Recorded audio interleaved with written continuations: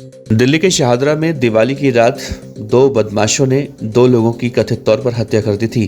कहा जा रहा है कि बदमाश जब उन दोनों को मारने के लिए पहुंचे थे तो सबसे पहले पैर छूकर आशीर्वाद दिया था और फिर दनादन गोलियां चला दी थी।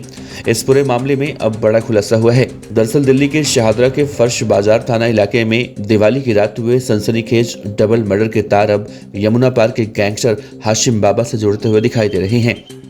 पुलिस सूत्रों के मुताबिक मरने वाला आकाश शर्मा कुख्यात गैंगस्टर हाशिम बाबा का करीबी था। वो क्रिकेट सट्टेबाजी की बुक चलाता था। बिहारी कॉलोनी में पिछले 1 साल से कातिलाना हमले के मामले में वो 2 महीनों तक जेल में भी रहा था।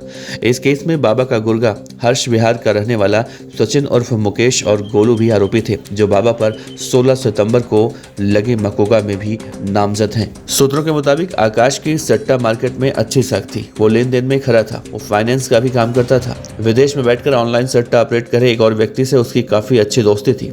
अब जरूर धंधे को लेकर प्रतिद्वंदता सामने आई होगी। आकाश फिलहाल गैंगस्टर हाशिम बाबा के करीब में था। पिछले साल 27 जून को फर्श बाजार थाने में हत्या की कोशिश समेत कई धाराओं में आकाश उर्फ छोटू और बाबा के गुर्गे मुकेश उर्फ गोलू पर केस दर्ज हुआ था। इस मामले में 20 जुलाई 2023 को आकाश गिरफ्तार भी हुआ था। इसे 23 सितंबर 2023 को जमानत मिली थी, तब जेल से बाहर आया था। पुलिस सूत्रों का यह भी दावा है कि आकाश ही बाबा को वसूली के लिए क्रिकेट सट्टा चलाने के लिए दूसरे बुकियों को इनपुट दिया करता था। आगे की जानकारी मिलने के बाद मुकेश उर्फ गोलू ने बाबा के नाम से यमुना पार में कई वैध और अवैध काम करने वालों लोगों से 50-50 लाख रुपए की रंगदारी मांगी थी।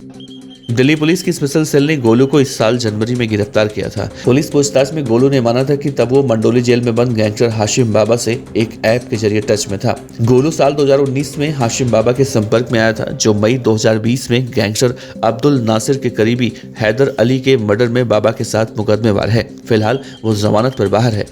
नॉर्थ ईस्ट जिला पुलिस ने गैंगस्टर हाशिम बाबा पर 16 सितंबर को मकोका लगाया तो गोलू को भी नामजद किया गया। इसके बाद से वो अंडरग्राउंड है।